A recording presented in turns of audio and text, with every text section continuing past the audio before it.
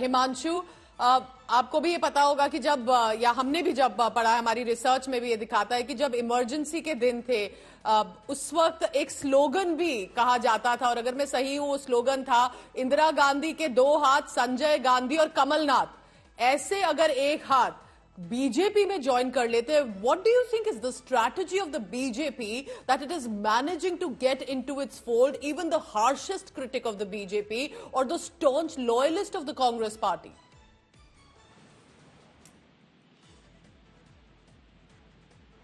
देखिए, बिल्कुल पूजा, जिस तरीके से जो है कमलनाथ के लिए कहा जाता ही था कि इंदिरा गांधी के तीसरे पुत्र खुद जो है इंदिरा गांधी ने कहा था कि कमलनाथ उनके तीसरे पुत्र, और अगर वो पार्टी छोड़कर आते हैं तो कहीं ना कहीं कांग्रेस के लिए बहुत बड़ा सेटबैक है।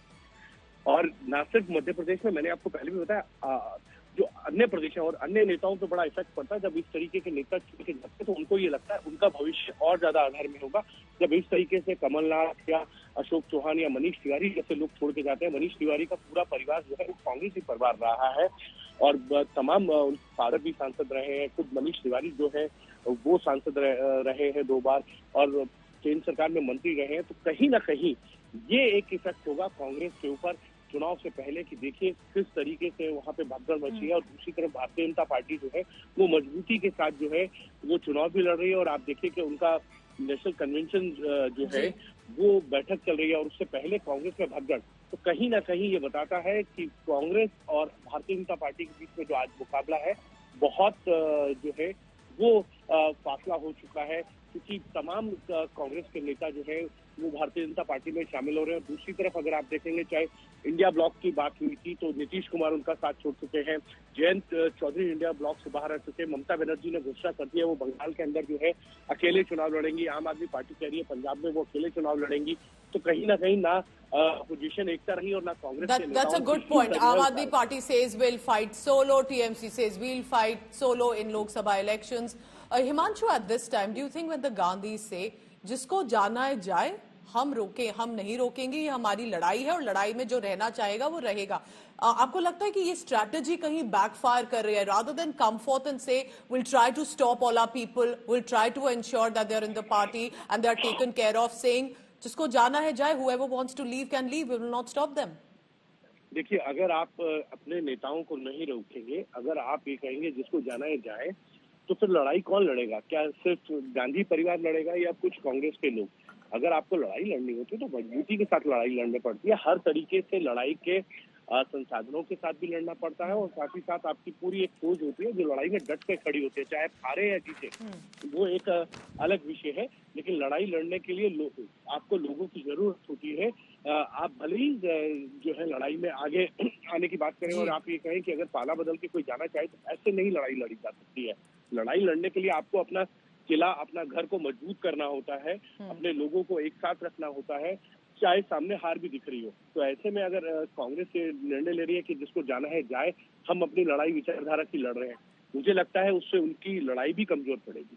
But Himanshu, do you think there have been any signs, signaling, messaging that you think has come from Manish Tiwari? Because he on farm protest right now, he hasn't said anything very strong against government at the center. In fact, he's asked the Aam Aadmi Party government in Punjab to bring in the MSP guarantee. But आपको लगता है कोई direct signal ऐसा कुछ आया था पिछले कुछ दिनों में जिससे ये speculations में addition मिलता है कि हाँ शायद वो बीजेपी की तरफ रुख कर सकते हैं?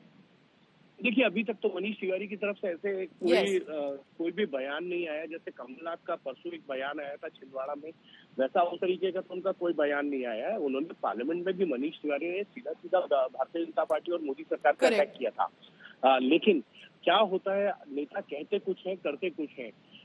यानी कि जो दिखाया जाता है वो होता नहीं है और जो नहीं दिखाया जाता है वही होता है पूजा राजनीति में। और राजनीति जो है संभावनाओं का खेल है और इसीलिए ये कहा जाता है कि राजनीति में जो है कयास लगाए जा सकते हैं, लेकिन जब कोई चीज पूर्ण हो जाए तब कहा जाता है कि देखिए ये हो गई है।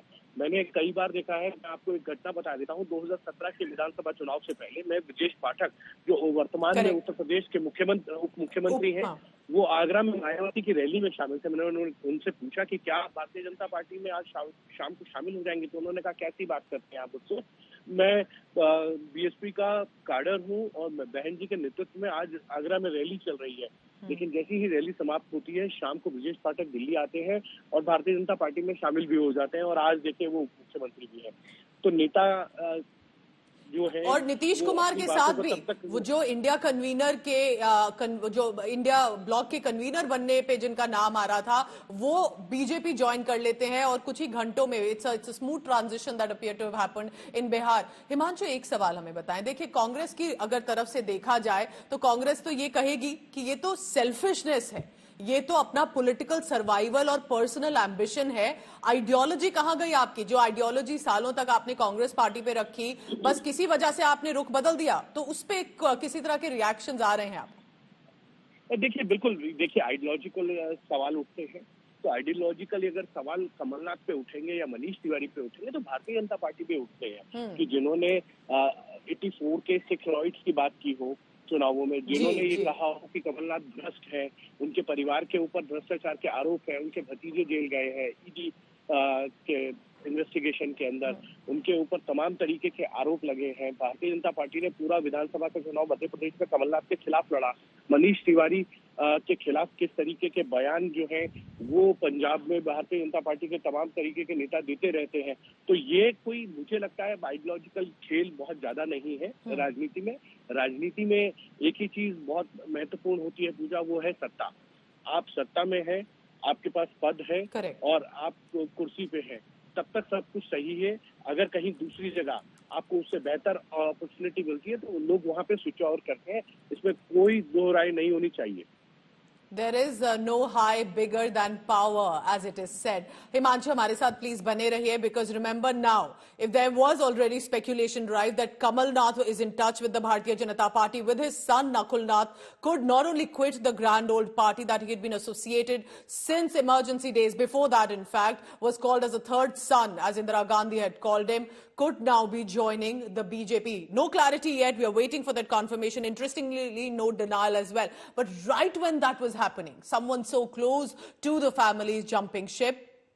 Manish Tiwari, who's been a member of parliament from Anandpur Sahib, currently representing the Congress party, has been again generational association ever since his grandfather to the Congress party. Is he in touch with the BJP? How and why is the Congress party not stopping him? Himanshu, one quick question before I let you go. क्या ये seat सिर्फ इन नेताओं के बारे में है या इनके साथ जो काडर एमएलएज आएंगे, चाहे वो छिंदवाड़ा हो, आनंदपुर साहिब पंजाब हो, उस पे भी फोकस है बीजेपी का? छिंदवाड़ा में जो 7 एमएलए हैं कांग्रेस के, वो भी कमलनाथ के साथ आ सकते हैं। सज्जन सिंह वर्मा बड़े नेता है मध्य प्रदेश के, वो आ सकते हैं।